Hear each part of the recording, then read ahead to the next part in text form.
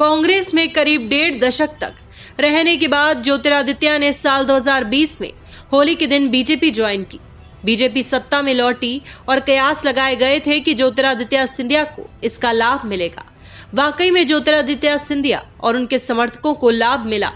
महाराज सिंधिया खुद राज्यसभा पहुंचे और अपने समर्थकों को शिवराज कैबिनेट में एडजस्ट करने में कामयाब रहे।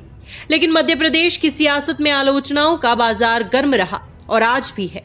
बताया जाता है कि कांग्रेस में बीजेपी में शामिल होने के बाद महाराज को वो सम्मान नहीं मिल रहा जो कांग्रेस दिया करती थी।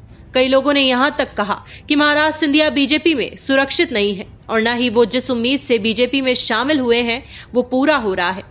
दरअसल बीजेपी में शामिल होने के बाद सबकी नजर इस बात पर थी, आखिर इतने समय से कांग्रेस की राजनीति और विचारधारा में रमे रहे ज्योतिरादित्य सिंधिया बीजेपी में कैसे सेट होंगे, क्योंकि पीएम नरेंद्र मोदी की वे मुखर आलोचना करते रहे हैं।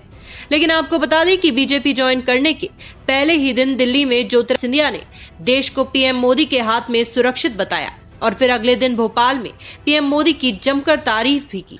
ज्योतिरादित्य सिंधिया ने भोपाल में अपने स्वागत के बीच भारत माता की जय और वंदे मातरम के नारे खूब जोरदार तरीके से लगाए थे। पिछले 1 साल से महाराज सिंधिया आलोचकों से घिरते आ रहे हैं, लेकिन मध्य प्रदेश बीजेपी ने एक बार फिर साफ किया कि सिंधिया और उनके साथ पिछले साल कांग्रेस से बीजेपी में आने वाले नेता बिल्कुल सुरक्षित हैं।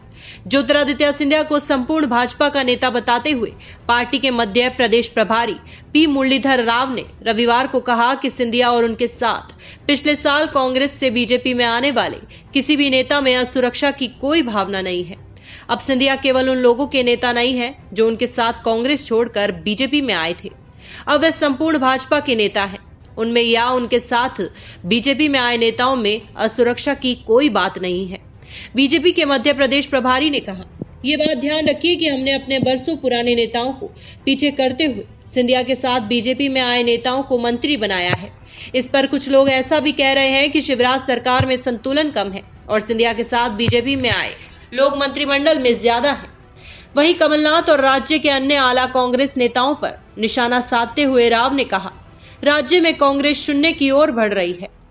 बहरहाल मध्य प्रदेश की सियासत में ज्योतिरादित्य सिंधिया हमेशा चर्चाओं में रहते हैं, चाहे उन्होंने कांग्रेस में 1.5 दशक बिताया हो या पिछले 1 साल में बीजेपी में। Bureau report, the fact India.